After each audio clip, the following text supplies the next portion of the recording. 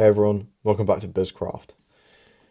We are back. We are back to talk about business and meet new friends in Minecraft along the way. So, um, yeah, recap what's happened in BizCraft. This is BizCraft episode 4, day 4. Sunday was yesterday, so no video yesterday. So day number 4. What's happened? Episode 1, we went through an ice glacier. Episode 2, oh, hey, hey, buddy. We went and explored some villages. Episode 3, we made our way here, and now we're on to episode 4. So, what's on the agenda for today in the craft? I feel like we got to do some mining. I want to see some input from you guys about what you want to see, really, what you want to see from the channel, what you want me to do with my life, with my existence on Minecraft. I'm happy to get on with kind of anything, but I'm talking mainly from like a build point of view. Like, what kind of builds do you want me to see? Let's get some spruce planks. It's always useful. Make some torches. So, yeah, what's been going on? What am I doing? What's been going on in my life? For the astute among you, you will know that I am. Or for those of you who watched before, I'm staying at my nan's right now. I'm at my nan's house. It's a different place. It's a different experience. It's crazy. But that's because there are French people staying at my house, and yeah, just very random. Pretty cool though. By the way, you know what they say? Don't mine at night. Not gonna lie, I'm not a nerd, so I don't really care. But I am gonna sleep because, yeah. I've also taken some screenshots. I've done an actual thumbnail for you guys, so hope you're excited for that. But yeah, on the Minecraft agenda, we'll just do some chill mining. Hopefully it'll be chill. It probably won't be that chill at the end of the day, but yeah, what did I want to talk about business wise? Right. Well, what I've done today is I've built a couple of websites for clients because I run my own web design agency, and there will be more different business ventures along the way. But as of right now, running my own agency for web design, which is so much fun. And last episode we talked about, what is that? Is that brick? I thought that was brick. That would have meant something. So for any of those people who were there last episode, we talked about cold outreach and basically how to do it in 2026, and for specifically for cold DM. So how do you cold DM people in 2026? And we're talking about how the best way to do it is kind of use AI to personalize everything, and use a macro to send everything. Keep it to 25 a day, so per account. If it's on like Facebook, for example, one Facebook account, just message 25 people a day, and then you won't get banned or put in spam, and you won't get flagged at all. You'll be under the risk radar, which is good, and that's what you got to do. So that's what I've been doing today, and what I wanted to highlight about it is that basically, like, sometimes it can just be absolutely abysmal, and it literally makes you go like, why on earth am I doing this? This is a complete waste of time. Like, no one wants to talk to me about my business. No one's interested in a website. Like, everyone's got websites. Like, you start thinking things like that. Today I did the same old outreach, and today I got like a couple of people who were really interested. More importantly, I struck like the kind of market that I want to strike, where I was talking to people who really wanted like websites. So it's just about pressing on, and that's what you learn in business. Just the more you do it, that you just got to keep going. Like, whatever you're doing, even if what you're doing is just the wrong thing, and you're not sure if it's the wrong thing yet, or you've yet to really find out if it's the wrong thing, like, just keep going. Whatever you're doing, and it really applies to anything you're doing in your life. What's so much more important, and it sounds corny, but it just is the underlying motivation. Like, why are you doing it? because if you have underlying motivation to do it, that really I say drives is a wrong word because it makes it feel like you need to be super motivated. I'm more for the opposite. When you get up and you're just tired and you just don't want to do it, you should do it those days as well, and you're not going to feel like you have drive. If you wake up and do it when you don't have drive, you're going to make it. I can tell you that. So it's about going for it, and it's about having enough reason to. I'm kind of yapping now. So yeah, I could talk about motivation for ages.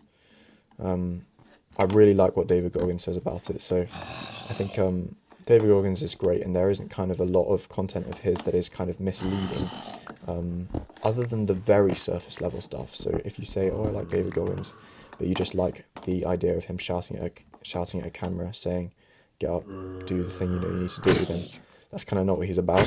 He's kind of about he's kind of an embodiment of, I am useless, let me become useful by being devoted to discipline. And that is his whole legacy, really, when you look into it. Anyway, I'm yapping about motivation now.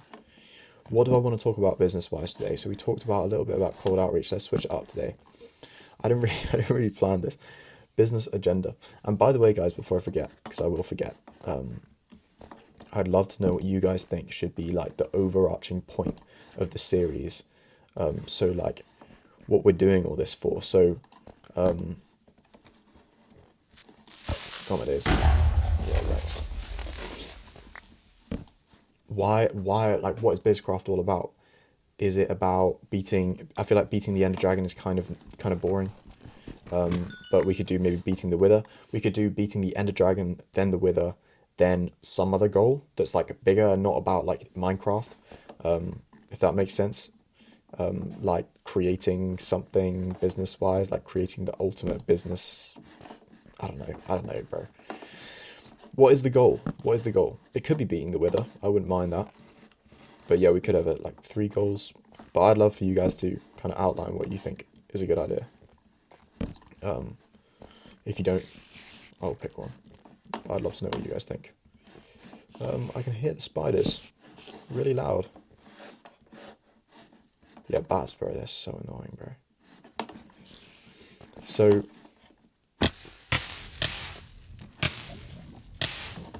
yikes. Oh, we found some diamonds. Okay, let's not die. You gotta eat in these times. I think you also benefit from running around if you're playing. I don't know. I'm kind of a Minecraft OG.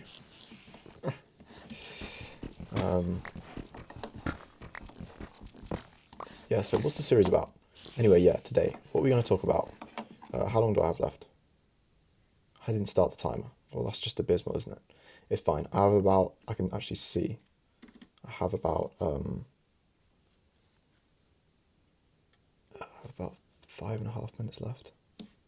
Let's just put it on 6. Let's put it on 7 minutes, and then we can actually get into a topic. No, let's go like that. There we go. Bang. Okay, so topic today. I did cold outreach day. Working in the business versus working on the business. This is a really interesting thing. Let's grab these diamonds before I forget they exist. So I read this book called The E-Myth. Now, The E-Myth is a really, really good book. It's called The E-Myth because the E-Myth thing stands for the entrepreneurial myth.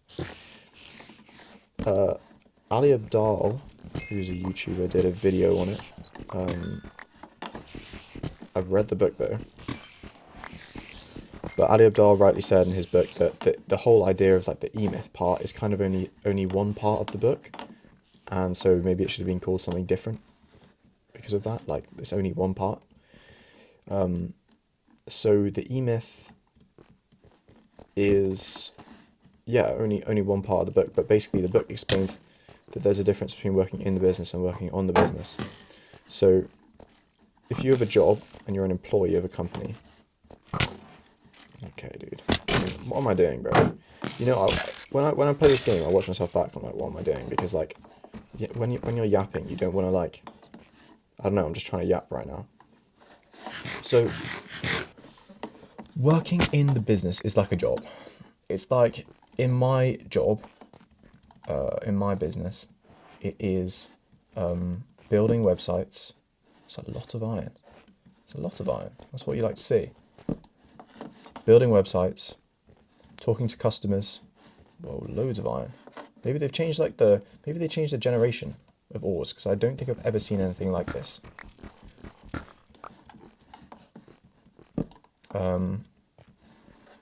Yeah, so it would be talking to clients. It would be building websites. It would be obviously there's not much in between. My job is just building websites, really. It would be doing research on how to do SEO. Though that one kind of teeters into the working on the business, because working on the business is when you take a look at your business procedures, your systems, how you operate, how you get from A to B, like how you actually find clients, call up clients, how you build the websites. It's all about the system. It's all about what happens repeatedly and sustainably, and changing things sustainably. So working on the business, making it better sustainably. So goodness me, this is crazy. I've never seen anything like this, by the way. They must have changed. This must be part of like the whole like Caves and Cliffs update, which is of course super old, but I don't know. Never seen anything like that. Look at this weird ore. This is one iron ore. That's crazy. That must be an update. Anyway. Maybe I'm tweaking. So yeah, what does working on the business for me look like? It probably is similar in other very similar in other different industries, different businesses. It is me as the business owner, as the CEO, as the guy driving it, opening up what I have as an SOP document. SOP stands for Standard Operating Procedures, and it's a document where I've written down everything that we do back to front. And I want to put in nice visualizers and stuff. I've got a few, but not many. And basically write my entire procedure out back to front. I go into it and I'll make it better, and intentionally. It's not just like, okay, it's that time of the week to work on the business, not in the business, and then you just kind of optimize. It's like making fundamental changes, big changes to the business.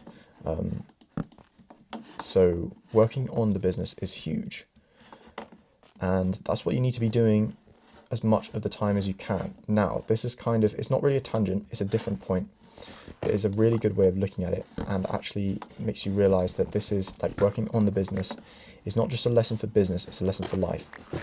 I recently I finished today this book called The 7 Habits of Highly Effective People, and it's not like, it's fantastic. It's a fantastic book. It's about being human. It's about being effective, which is different from being efficient.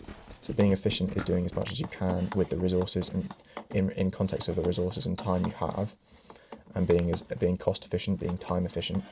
But being effective is different. If you do a job effectively, it means that you essentially do it well on the level of you get it done. So if you're an effective person, it means you get things done. So that's like hard things. So if you're effective at building rocket ships, that really means something, doesn't it? Because building a rocket ship is so hard. So that's what it means. So you have to be a highly effective person and follow the principles of 7 Habits of Highly Effective People to be able to work for a company like NASA, because building rockets is that hard. So that's the point of it. So you might think, well, then most people don't really need a book like that. I would agree, you probably don't need it, but everyone will hugely benefit from reading a book like 7 Habits of Highly Effective People. Now, why am I yapping about it?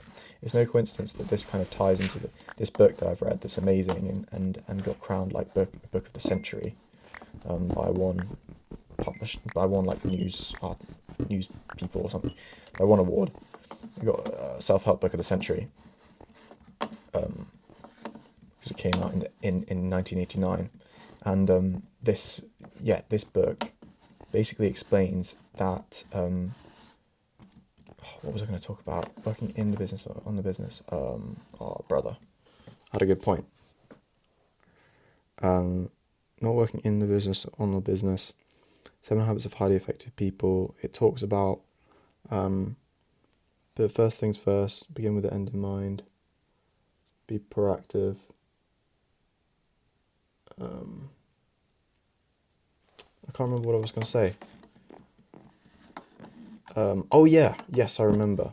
So there's one fantastic part of the book where it talks about how there are things in life, everything in life falls into one of these 4 categories. The following 4 categories. So you have urgent, important, non-urgent, unurgent, unimportant. Look at this, guys. He's here to protect me.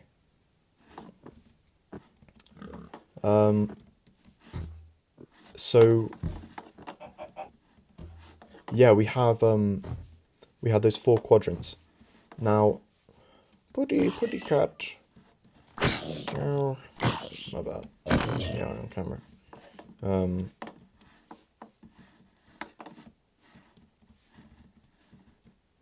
thought he was green. Sorry, I'm really losing my train of thought. Not very convenient is this mountain that I live on. So, yeah, quadrant 1 is